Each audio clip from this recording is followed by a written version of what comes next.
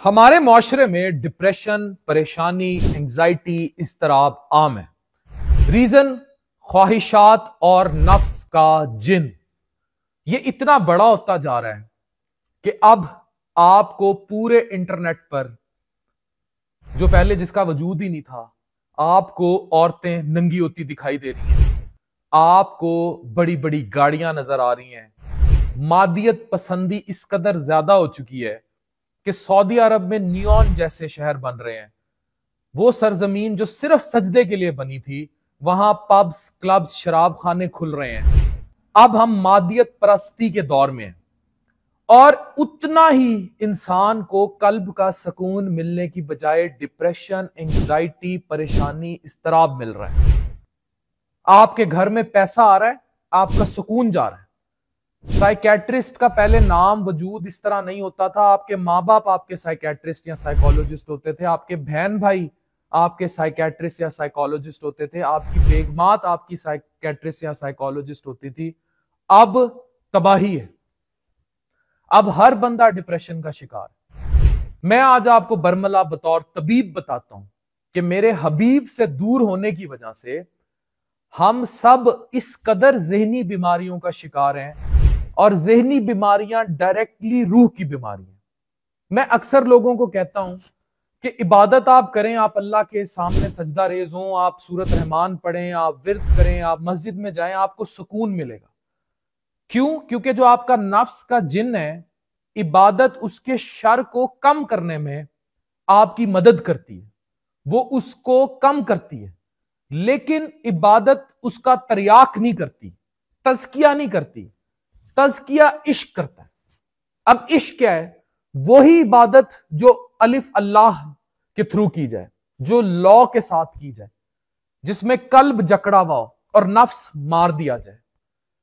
जब आपका अल्लाह के साथ वो रिदम बनेगा, फिर आप रक्स का सरूर देखिए।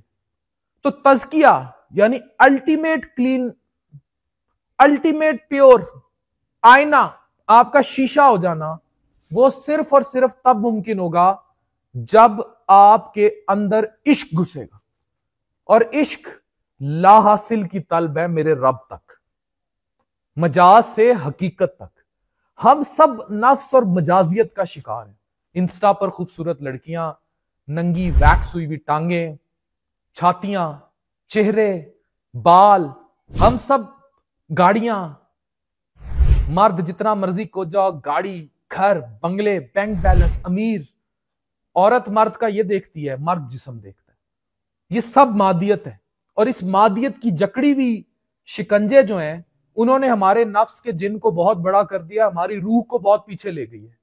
अब क्योंकि रूह आलूद है, रूह नापाक है, रूह पलीत करते जा रहे हो, तो हाउ कम आपकी तन्हाई में आपकी रूह आपको कुसुनमुखी नहीं करेगी?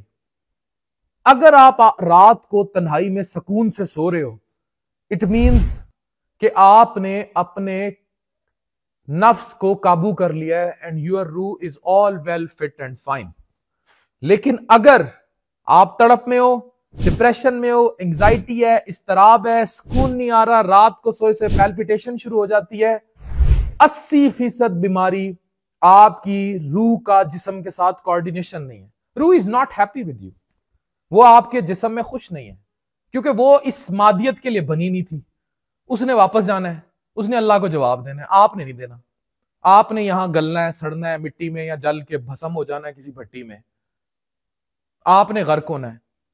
लेकिन जिसने जवाब देना है वो टेंशन में है, वो फिर आपको सुकून से कैसे रहने देगी?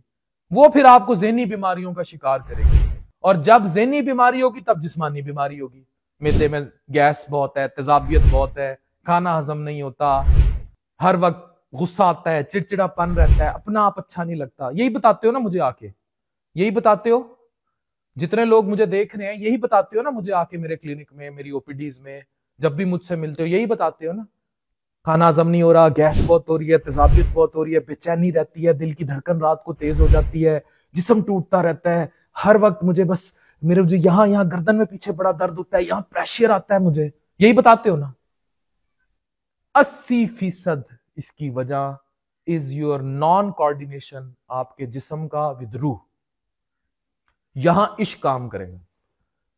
इबादत सुकून देगी, टेम्परेरी हल है, लेकिन वही इबादत अगर इश्क के साथ होगी तो तज़किया है, फिर मुकम्मल हल है।